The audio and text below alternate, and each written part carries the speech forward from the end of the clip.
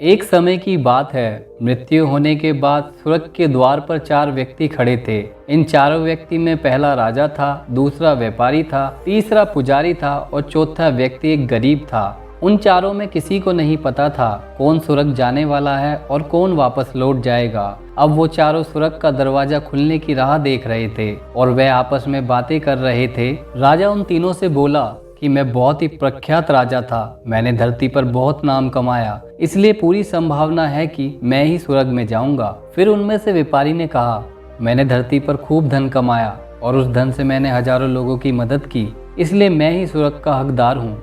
अब बारी थी पुजारी की, तो पुजारी ने अपना मुंह खोला और कहा, तुम चाहे जो भी सोच लो, ये बात तो पक्की है कि स्वर्ग के दरवाजे खुलेंगे तो मेरे लिए ही, क्योंकि सब जानते हैं कि पुजारी दिन रात भगवान की पूजा करते हैं, भगवान को याद करते हैं, इसलिए स्वाभाविक है कि स्वर्ग में तो पुजारी का ही स्वागत किया जाए। जब सबने अपनी अपनी बात कह दी तो सबकी नज़र उस गरीब पर थी जो चुपचाप अपनी नजरें झुकाए बिना कुछ कहे वहीं पर खड़ा रहा। जब स्वर्ग का दरवाजा खुला और वहां पर एक फरिश्ता आकर खड़ा हो गया।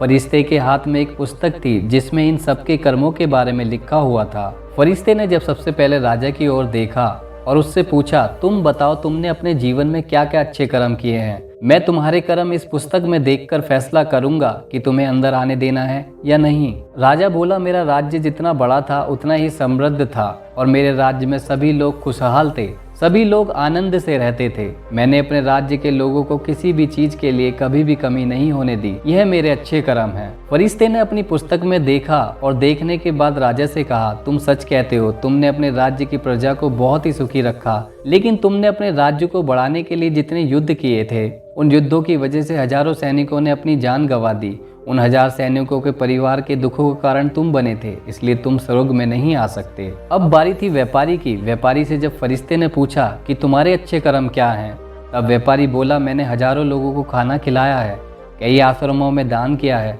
कई बेघर लोगों का घर बनवाया है, यही मेरे अच्छे कर्म हैं। फरिश्ते ने फिर से अपनी पुस्तक में ध्यान से देखा और देखने के बाद व्यापारी से कहा, तुम ठीक कहते हो कि तुमने बहुत दान धर्म किया है, लेकिन ये दान धर्म तुमने जिन पैसों से किया है, उन पैसों को कमाने के लिए तुमने ना जाने कितने झूठ बोले, कितनी हेराफेरियां की और कितने मिलावट की है, इसलिए तुम भी स्वर्ग में नहीं आ सकते। जब पुजारी से पूछा गया, तुम्हारे अच्छे कर्म क्या हैं, तो पुजारी ने बड़े आत्मविश्वास के साथ कहा, मैंने न जाने कितने लोगों को ज्ञान दिया, हजारों यज्ञ और पूजाएं की हैं और दिन रात ईश्वर का जाप किया है, इससे अच्छे कर्म और क्या हो सकते हैं। फरिश्ते ने अपनी पुस्तक के अंदर झांक कर देखा और पुजारी से कहा, आपने जितने भी लोगों को ज्ञान दिया उन बातों पर खुद कभी भी अमल नहीं किया।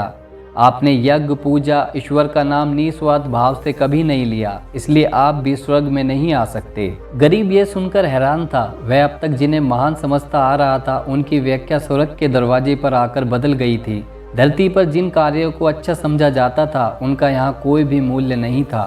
फरिश्ते ने जब गरीब की तरफ देखा और इससे पहले कि वह उससे उसके अच्छे कर्मों के बारे में पूछता, गरीब बोल पड़ा, प्रभु, मैं जानता हूँ कि मैं स्वर्ग में आने के लायक नहीं हूँ, लेकिन मैं फिर भी एक बार बाहर से ही स्वर्ग को झांक कर देखना चाहता हूँ। बस इससे ज़्यादा मेरी कोई इच्छा नहीं है, क्योंकि ऐसी इच्छा पालने के लिए मैंने जीवन में कुछ भी अच्छा नहीं किया। मैं पूरा दिन मेहनत करता और जो भी पैसा कमाता उसे अपने परिवार के पालन पोषण में खर्च कर देता, इसलिए दान धर्म के लिए मेरे पास कुछ बचता ही नहीं। लोगों की भला मैं क्या सेवा करता, क्योंकि काम के बाद जो थोड़ा समय मिलता उससे मैं अपने बूढ़े माँ बाप की सेवा में बिता देता, और यह सब करने के बाद कभी कभी मंदिर भी चला जाता और भगवान ने जैसा भी मुझे जीवन दिया है उस जीवन के लिए धन्यवाद कहता।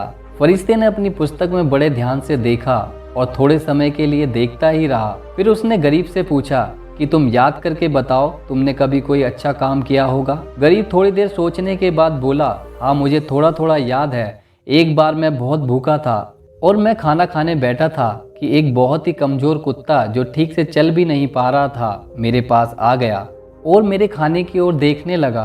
तब मैंने अपनी रोटी उसे खिला दी थी और उस दिन मैं खुद भूखा ही सो गया था। गरीब की बात सुनने के बाद फरिश्ता मुस्कुराया और गरीब से कहा, तुमने जो किया वह निस्वार्थ भाव से किया, इसलिए तुम्हारी सेवा सच्ची है, तुम ही स्वर्ग में आने के सच्चे हकदार हो। फिर फरिश्ता गरीब को बड़े सम्मान के साथ स्वर्ग में ले गया।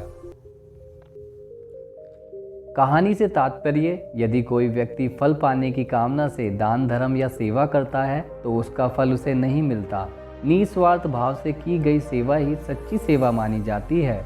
यदि कहानी आपको अच्छी लगी तो हमें कमेंट करके ज़रूर बताएं और आपसे एक रिक्वेस्ट है, चैनल को सब्सक्राइब और वीडियो को लाइक करना ना भूलें ताकि हम आपके लिए ऐसी वीडियो और लाते रहें। धन्यवाद।